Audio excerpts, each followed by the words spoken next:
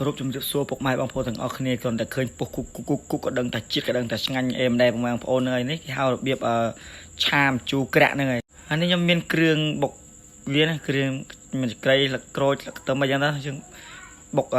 លេងគ្នាមួយខ្ទឹមអីចឹងណាបងប្អូននេះគ្រឿងខ្ញុំបន់នេះប្រហុកហើយនឹងស្លឹកកត្រូបហ្នឹងហើយនេះគ្រឿងខ្ញុំបានហើយនេះចាប់ដើមប្រយុទ្ធជាមួយនឹងទាហ្នឹងហើយចាប់ដើមប្រយុទ្ធបោចទៅបោចមកឲ្យវាច្រាស់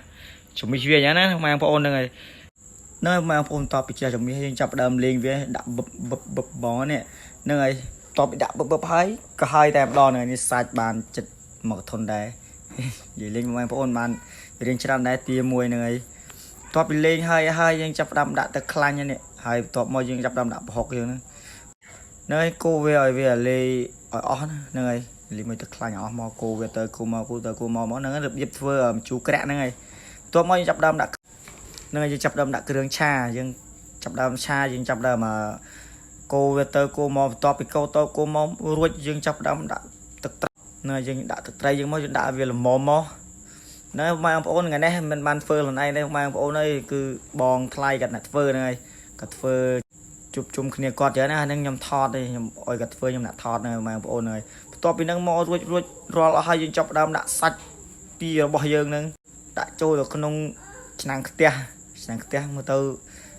ដាក់ហើយវារៀងច្រើនដែរនេះបន្ទាប់ពីហ្នឹងមកចាប់ដើមប្រែសបល់រៀងឆ្អិនហើយហ្នឹងហើយបន្ទាប់ពីប្រែសបល់មកយើងចាប់ដើមដាក់ទឹកដូងនេះដាក់ទឹកដូងវាដាក់មកល្មមដែរមកកុំឲ្យច្រើនពេកនេះហ្នឹងហើយបងប្អូនបន្ទាប់ពីដាក់ទឹកដូងរួចយើងចាប់ដើមរោយ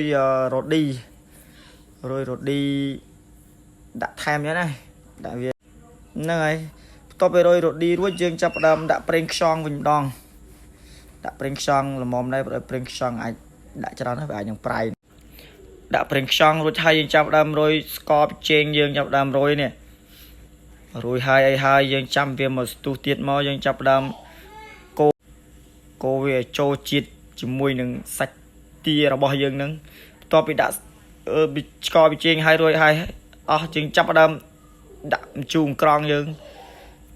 មើលទៅពិតជាតំណងអស់តោះបងប្អូនអើយគាត់តែមើលគាត់តែឃើញក៏ដឹងតែជាតិក៏ដឹងតែឆ្ងាញ់ដែរមើលបងប្អូនអើយពុះឡើងភុកមកនេះបន្ទាប់ពីហ្នឹងមកយើងចាប់ដើមរោយ